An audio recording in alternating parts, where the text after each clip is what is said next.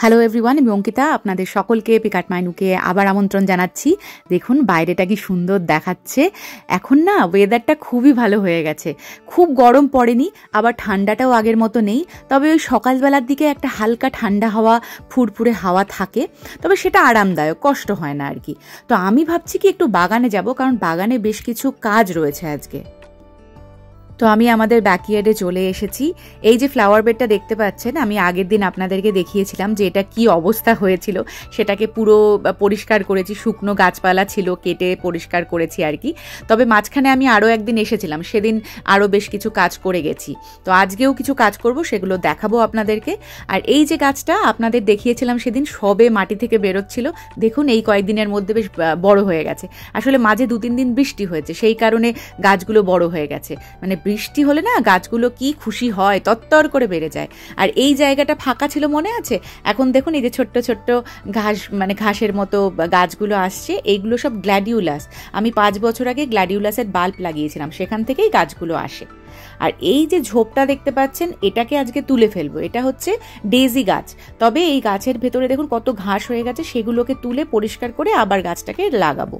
পেছনেও দেখুন ছোট ছোট অনেক গাছ এসেছে, সেগুলো সব পেরেনিয়াল, ওগুলোকেও একটু রিপ্ল্যান্ট করব, একটু ঠিক মতো এই জায়গাটাকে একটু সাজাতে হবে।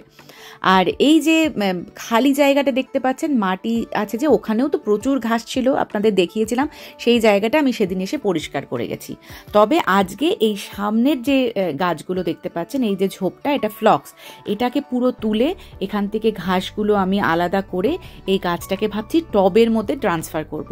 দেখি এখনো কিছু ঠিক করিনি, তবে প্ল্যান করছি আর কি। তো এইটাকে আমাকে ভালো মতো মানে এখান থেকে তুলতে হবে। আর গাছগুলো তো অনেক দিন হলো মাটিতে পুঁতেছি, যার জন্য এগুলো রুটগুলো অনেক শক্ত হয়ে আটকে গেছে। তো এগুলোকে তুলতে কিন্তু ভালো খাটনি আছে। তো আমি দেখুন এই যে এইরকম একটা কুড়ুল দিয়ে তোলার চেষ্টা করছি। প্রথমে আমি ঠিক করেছিলাম যে অল্প অল্প করে মাটিটা খুঁড়তে শুরু করব, আর 2-3টে করে গাছ আলাদা করব। যেমন আমি এখন দেখুন এই যে অল্প অল্প করে আলাদা করছি। তবে সেটা করতে গিয়ে আমি দেখলাম অনেক সময় লেগে যাচ্ছে, কারণ প্রচুর গাছ আছে। সেই গাছগুলোকে ওইভাবে 2-4টে করে আলাদা করতে গেলে আমার সারা দিন লেগে যাবে। তারপরে আমি ঠিক করলাম যে চারিদিকের মাটিটাকে প্রথমে আমি মানে গোল করে খুঁড়ে নেব, মানে মাটিটাকে লুজ করে নিচ্ছি। হ্যাঁ, ওই খুঁড়তে খুঁড়তে যদি কোনো গাছ বেরিয়ে আসে ভালো কথা, কিন্তু আমি চাইছি এবার যে পুরো মাটি শুদ্ধ পুরো জায়গাটাকে একেবারে বের করে নিতে। সেই জন্য আমি চারিদিকে মাটিটাকে খুঁড়তে শুরু করলাম। এই গাছটা না আমি নিজে কিনিনি, আমাদের সামনে বাড়িতে এক আমেরিকান ফ্যামিলি থাকে, তারা তাদের ওই ফ্রন্টিয়ার গার্ডেনটা একটু চেঞ্জ করছিলেন, মানে ল্যান্ডস্কেপিংটা চেঞ্জ করছিলেন। তো তখন ওরা পুরনো কিছু গাছপালা সব ডোনেট করছিল কিংবা ফেলেও দিচ্ছিল। তো আমাদেরকে এসে ওরা জিজ্ঞেস করে যে এরকম আমরা কিছু গাছ দিয়ে দিতে চাইছি, তোমরা যদি নিতে চাও তাহলে নিয়ে যেতে পারো। তো আমি দেখলাম, তখন আমি এই বাগানটা তৈরি করছিলাম, তো আমি দেখলাম হ্যাঁ আমার তো গাছ লাগবেই। তো আমি বললাম ঠিক আছে আমি নিয়ে আসবো। তো ওরকম ওদের কাছ থেকে আমরা বেশ 3-4টে গাছ নিয়েছিলাম। তো আমার তো এই জায়গাটা খালি ছিল, দেখলাম যে ফুলেরই গাছ বসিয়ে দিই, ভালোই লাগবে। তো সেরকম প্ল্যান করে কিছু এটা লাগাইনি, মানে যা জায়গা খালি ছিল বসিয়ে দিয়েছিলাম। কিন্তু এখন যা মনে হচ্ছে যে এই গাছটা না একটুখানি মানে ভালো লাগছে না সামনের দিকে, তো সেই কারণেই আমি ভাবছি এর জায়গাটা পরিবর্তন করব। তো দেখুন এই যে পুরো মাটি শুদ্ধ আমি কিন্তু গাছটা তুলে ফেললাম। এই দেখুন জায়গাটা একেবারে খালি হয়ে গেছে, এবার একটু শান্তি লাগছে। দেখি এবার ঠিক করে এই জায়গাটা ভালো কিছু লাগাতে হবে। তবে এবারে আমাকে এই জায়গাটা হাত দিতে হবে। এই যে ডেজির ঝোপটা দেখতে পাচ্ছেন, এটাকে পুরো তুলবো, এটাকেও পরিষ্কার করতে হবে। আর পেছনে যে খালি জায়গাটা আমি করেছি, সব গাছ টাছ তুলে ফেলেছি, ওই জায়গাটা আমার ইচ্ছে আছে একটা লম্বা ধরনের কোনো গাছ লাগানো। সেটা মানে ফুলের গাছই আমার ইচ্ছে আছে, দেখা যাক কি লাগানো যায়।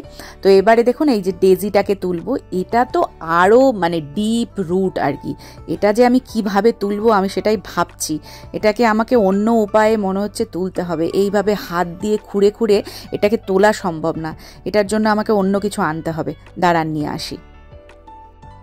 এই দেখুন কি নিয়ে এসেছি, পুরো শাওয়েল নিয়ে চলে এসেছি। এই কোদালটা দিয়ে পুরো গাছের পুরো পোর্শনটাকে আমি তুলে নেব ঠিক করেছি। তো এই কোদাল আমি অনেক দিন পর ইউজ করছি, তাই একটু নড়বড়ে লাগছে আমার। তবে এই দেখুন কত সহজে উঠে গেল। আমি এখন ভাবছি যে আগেরটাকেও এইভাবেই তুলতে পারতাম, শুধু শুধু খাটলাম।